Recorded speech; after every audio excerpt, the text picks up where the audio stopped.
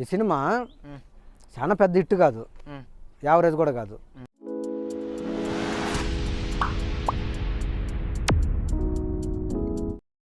Hi friends, ఈరోజు మనం megastar Chiranjeevi గారు నటించిన ముగ్గురు మనగాళ్ళు సినిమా విషయాల గురించి డిస్కషన్ చేసుకుంటున్నాం. ఈ సినిమా కాస్టింగ్ గురించి చెప్పాలంటే చిరంజీవి గారు, నగ్మ గారు, రోజా గారు, రమ్యకృష్ణ గారు హీరో హీరోయిన్స్, అండ్ బ్రహ్మానందం గారు వీళ్ళందరూ కూడా కలిసి నటించారు అనమాట. అందులో ఈ సినిమాలో మెగాస్టార్ చిరంజీవి గారు త్రిబుల్ యాక్షన్ 3 క్యారెక్టర్లు చేస్తుంటారు అనమాట. 3 క్యారెక్టర్లు అన్నదమ్ములుగా. అందులో ఒక క్యారెక్టర్ రౌడీగా, ఒక క్యారెక్టర్ పోలీస్గా, ఒక క్యారెక్టర్ భరతనాట్యం చేసే యాక్టర్గా చేసి ఉంటాడు. ఈ సినిమా స్టోరీ గురించి చెప్పాలంటే ఒక అన్నదమ్ముల సెంటిమెంటు, ఒక మదర్ సెంటిమెంటు ఉన్న సినిమా.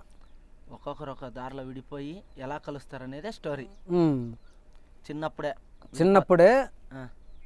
పృథ్వీ క్యారెక్టర్ అనమాట. పృథ్వీ, విక్రమ్, దత్తాత్రేయ. పృథ్వీ క్యారెక్టర్ కొంచెం ఒక 10 years వయసు ఉన్నప్పుడు కడుపులో శ్రీ విద్య గారికి 2 బిడ్డలు ఉంటారనమాట. అనుకోకుండా ఒక సిచ్యువేషన్ విడిపోతారు. రంగనాథ్ గారిని చంపేసిన తర్వాత శరత్ సక్సేనా వాళ్ళిద్దరిని చెరొక ఇంట్లో వేసి తగలబెట్టేస్తారు. అలా నిప్పు పెట్టేసినప్పుడు ఇద్దరు తప్పించుకుంటారు. కానీ శ్రీవిద్య తప్పించుకున్న చిరంజీవి తెలియదు, చిరంజీవి తప్పించుకున్న శ్రీవిద్యకి తెలియదు. చిరంజీవి తర్వాత ఎక్కడో ఒక పెద్దోడైపోయి ఒక బస్తీలో ఉంటాడు. శ్రీవిద్యకి 2 పిల్లలు పుడతారు. అందులో ఒక చిరంజీవిని కాంతారావు తీసుకెళ్ళి సాగుతూ ఉంటాడు. ఒక విక్రమ్ క్యారెక్టర్ మాత్రమే శ్రీవిద్య దగ్గర పెరుగుతూ ఉంటుంది అనమాట, పోలీసు. చిన్నప్పుడే విడివిడిగా అయిపోతారు. పెరిగి పెద్ద అయిన తర్వాత పృథ్వీ క్యారెక్టరు పెద్ద కొడుకు. తర్వాత ఇంకా విక్రమ్ పోలీస్ ఆఫీసర్ అవుతాడు. తర్వాత దత్తాత్రేయ. సో దత్తాత్రేయకి రమ్యకృష్ణ, విక్రమ్కి నగ్మ, పృథ్వీకి రోజా. శరత్ సక్సేనా ఆయన కొడుకు, కోట శ్రీనివాసరావు, సుధాకర్ వీళ్ళందరూ విలన్ క్యారెక్టర్లు అనమాట. ఈ సినిమాలో పెద్దగా ఫ్లాష్ బ్యాక్లు, పెద్దగా ఓవర్ సెట్టింగ్లు పెద్దగా ఏముండవు. ఒక మామూలు స్టోరీ. స్టార్టింగ్లోనే తెలిసిపోద్ది ఏం జరుగుతుందని స్టార్టింగ్లో తెలిసిపోద్ది. ముగ్గురు ఎలా కలుసుకుంటారు అనేదే స్టోరీ. ఇంకా ముగ్గురు ఎవరెవరు ఎక్కడెక్కడ ఉన్నారనేది ఒకరు ఒక దిక్కు ఉంటారు, కానీ క్లైమాక్స్లో ఎలా కలుసుకుంటారు అనేది ఒక స్టోరీ అనమాట. రాఘవేంద్ర గారు చాలా సింపుల్గా చేసిన స్టోరీ ఇది. బట్ స్టోరీ పరంగా కానీ, మ్యూజిక్ పరంగా కానీ, సాంగ్స్ పరంగా కానీ సినిమా పెద్ద హిట్ అయింది. సెంటిమెంట్ సీన్లు ఎక్కువగా ఉంటాయి. ఒక సాంగ్ ఉంటుంది అన్నమాట, అమ్మంటే మెరిసే మేఘం, నానంటే కురిసే అనే సాంగ్ ఉంటుంది. First song. ఆ సాంగ్ పృథ్వీ క్యారెక్టర్ చిన్నపిల్లడిగా ఉన్నప్పుడు ఒకసారి వస్తుంది. మళ్ళీ చాలా రోజుల తర్వాత విక్రము పృథ్వీని తరుముకున్నప్పుడు ఒక ప్లేస్లో పడిపోతే అక్కడ చిరంజీవి వచ్చి శ్రీవిద్యను చూస్తాడు. కానీ శ్రీవిద్య చిరంజీవిని చూడదు. మళ్ళీ అనుకోకుండా చూసినప్పుడు విక్రమ్ అనుకుంటుంది అనమాట. తీసుకొని పోయి హాస్పిటల్లో జరిపిస్తే అక్కడ తన కొడుకు కాదని తెలుస్తుంది అనమాట. శ్రీవిద్య వచ్చేసి విక్రమ్ అనుకునేసి తీసుకుని హాస్పిటల్లో జరిపించి రక్తం ఇస్తుంది విక్రమ్ అనుకుని. తర్వాత విక్రమ్ హాస్పిటల్కి వస్తాడు అనమాట. హాస్పిటల్కి వచ్చినప్పుడు అక్కడ డాక్టర్ చెప్తాడు, పలానా వాడు ఇక్కడ హాస్పిటల్ అడ్మిట్ అయ్యిండు, వాళ్ళ అమ్మగారు కూడా రక్తం ఇచ్చిండ్రు, పైన రెస్ట్ తీసుకుంటాను అనేసి. అనుకోకుండా పోయేసి చూడమ్మా అనేసరికి తక్కువ శ్రీవిద్య ఇటు తిరగద్ది. తిరిగినప్పుడు ఆశ్చర్యమైపోద్ది. అమ్మ నువ్వా? బాబు నువ్వు ఇప్పుడు దెబ్బలు తగిలి ఇట్లా అనేసరికి, అంటే నువ్వు కూడా నాలాగా మోసపోయావా? నువ్వు రక్తం ఇచ్చింది నాకు కదమ్మా, నా పోలికలతో ఇంకొకటి పృథ్వీ అనే క్యారెక్టర్ అన్నప్పుడు ఏం సెంటిమెంట్ తెలుసా? ఒక్కసారి బెడ్ పైన చాలా శ్రీవిద్య లేసి కూర్చుంటుంది. ఖచ్చితంగా వాడు నా పృథ్వీ, నా పెద్ద కొడుకు అయి ఉంటాడు అనేసి. ఆ తర్వాత ఇటు చిరంజీవి కూడా ఏదో చూస్తుంటాడు, ఒక సాలో కప్పుకుంటాడు అనమాట. దెబ్బలు తగిలి ఉంటాయి, తల కట్టుకుంటాడు, సాలో కప్పుకుంటాడు. అదే టైంకి ఫోన్ వస్తుంది. ఫోన్ వచ్చిస్తే పోయి ఫోన్ ఎత్తుతాడు అనమాట. ఖచ్చితంగా అదే రోజాకి చెప్తాడు, అదే అమ్మ ఫోన్ అని చెప్పేసి పోయి ఫోన్ ఎత్తితే అదే టైంకి సేమ్ చిన్నప్పుడు ఎట్లా ఉంటుందో అదే టైంకి ట్రైన్ పోతా ఉంటుంది. ఆ ఫోన్ ఎత్తుకుంటున్నాగానే ఒక సాంగ్, చిన్నప్పుడు సాంగ్ వస్తుంది అనమాట. మళ్ళీ పాడతారు. టక్కున మళ్ళీ విక్రమ్ వాళ్ళ ఇంటికి, శ్రీవిద్య వాళ్ళ ఇంటికి వస్తాడు చిరంజీవి. వచ్చి పరిగెత్తుకుంటూ వచ్చి కౌలు ఇచ్చుకొని ఏడ్చి బాగా సెంటిమెంట్ ఉన్న సినిమా ఇది. బాగా సెంటిమెంట్ ఉన్న సీన్స్, ఎమోషన్ ఉన్న సినిమా. అదే టైంకి నగ్మా చూస్తుంది. చిరంజీవి వచ్చి కలుసుకుంటాడు, వాళ్ళ అమ్మ బతికే ఉందని తెలుసుకుంటాడు. పృథ్వీ పెద్ద కొడుకు బతికే ఉన్నాడని శ్రీవిద్యకి తెలుస్తుంది. ఇద్దరు కౌలించుకొని కొంచెంసేపు మాట్లాడుకుంటారు అనమాట. అప్పుడు నగ్మా చూస్తుంది. నగ్మా చూసి విక్రమ్కి చెప్పొద్ది.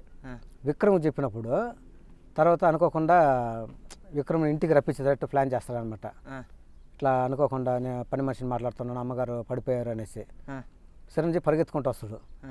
వచ్చేసరికి విక్రమ్ క్యారెక్టర్ పోలీస్ డ్రెస్లో ఉంటుంది. అలా ఉన్నప్పుడు ఇంక అక్కడ అన్నదమ్ములు ఇద్దరి మధ్య ఒక సీన్ అనమాట, మంచి సెంటిమెంట్ ఉన్న సీను.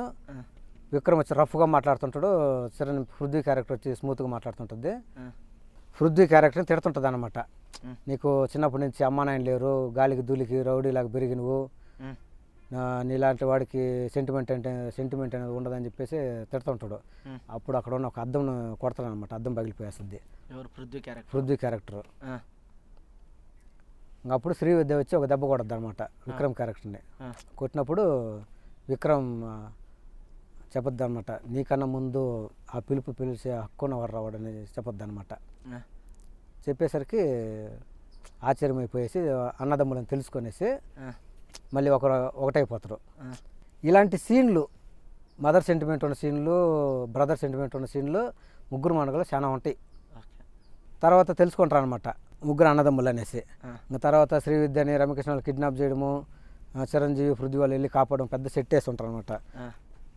పోయేసి ఇంకా అక్కడ వాళ్ళని కాపాడి తీసుకొని వచ్చేస్తారు. పెద్దగా ఫ్లాష్ బ్యాక్లు, పెద్దగా సెట్టింగ్స్ ఏమి ఉండవు, ఆడియన్స్కి తెలిసిపోద్ది, సాఫీగా సాగిపోతుంటుంది అనమాట. అదే స్టోరీ సినిమాకి. ఇంకా మ్యూజిక్ విషయానికి వస్తే విద్యాసాగర్ గారు మ్యూజిక్ డైరెక్టరు. తెలుగులో ఫస్ట్ సినిమానా? తెలుగులో ఫస్ట్ సినిమా ఉండొచ్చు, నాకు కూడా కరెక్ట్గా గుర్తులేదు. కాకపోతే చామంతి పువ్వ అనే సాంగు మంచి సాంగు, నాకు చాలా ఇష్టం. చామంతి పువ్వ, కొట్టు కొట్టు కొబ్బరికాయ. ఇంకా క్లైమాక్స్లో వచ్చి కొట్టు కొట్టు కొబ్బరికాయ అనే రమ్యకృష్ణతో ఉన్న సాంగు, అది బాగుంటుంది. బట్ ఎక్కువగా ముగ్గురు మనగాలని గుర్తొచ్చే సాంగ్ చామంతి పువ్వ పువ్వ అనే సాంగ్ ఉంటుంది కదా, ఆ సాంగ్ బాగుంటుంది. రోజాకి పృథ్వీ క్యారెక్టర్ ఇంకా రాఘవేంద్రరావు గారి డైరెక్షన్ గురించి చెప్పాలంటే ఎక్కడ కూడా ఒక క్యారెక్టర్ అంటే పృథ్వీ క్యారెక్టర్ ఎక్కువగా లెంత్ పెట్టుంటాడు, పృథ్వీ క్యారెక్టర్ని ఎక్కువ హైలైట్ చేసి ఉంటాడు అనమాట. ఇంకా విక్రమ్ క్యారెక్టర్, దత్తాత్రేయ క్యారెక్టర్ నార్మల్గా ఉంటుంది. కానీ ఎక్కడ కన్ఫ్యూజన్, ఆడియన్స్కి కన్ఫ్యూజ్ కాకుండా సో రాఘవేంద్ర గారి డైరెక్షన్ కూడా ఈ సినిమాకి అద్భుతం. ఈ సినిమాకి ప్రొడ్యూసర్స్ అంజనా ప్రొడక్షన్స్ అనమాట, నాగబాబు గారు, కళ్యాణ్ బాబు గారు అప్పటికి ఇంకా హీరో అవ్వాల, బట్ ఆయన పేరు కూడా పడద్దు అనమాట. నాగేంద్ర బాబు, కళ్యాణ్ కుమార్ సమర్పించని పడద్దు అనమాట. ముఠా మెసేజ్ తర్వాత వచ్చిన సినిమా కాబట్టి దీంట్లో ఒక డైలాగ్ ఉంటుంది. పొన్నాంబలం వచ్చి అందరినీ కొడుతున్నప్పుడు రోజా కొడద్దు అనమాట, ముఠా మెసేజ్ వస్తాడంట, మక్కలు ఎరగదంతాడంట అనేసి ఒక డైలాగ్. అంటే ముఠా మేస్త్రి తర్వాత వచ్చింది కాబట్టి జస్ట్ ఆ డైలాగ్ పెట్టుంటారు దాంట్లో. 93లో ముఠా మేస్త్రి, 94లో ముగ్గురు మనగాళ్ళు. కంటిన్యూ హిట్స్ ముగ్గురు మనగాళ్ళు, ముఠా మేస్త్రి అన్నీ. సో ముగ్గురు మనగాళ్ళు ఒక మంచి ఫ్యామిలీ స్టోరీ, ఒక అన్నదమ్ముల స్టోరీ, ఒక మదర్ సెంటిమెంట్ ఉన్న స్టోరీ అని చెప్పుకోవచ్చు. మంచి కామెడీ ఉంటుంది. దత్తాత్రేయ క్యారెక్టర్ మొత్తం కామెడీనే, అటుపక్క మళ్ళీ రోజాది కూడా కామెడీ ఉంటుంది.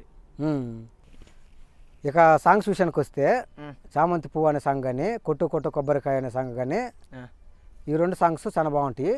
మిగతా సాంగ్స్ కూడా బాగున్నా బట్ ఎక్కువగా గుర్తొచ్చేది అందరికీ చామంతి పువ్వు అనే సాంగే గుర్తుంటుంది అనమాట.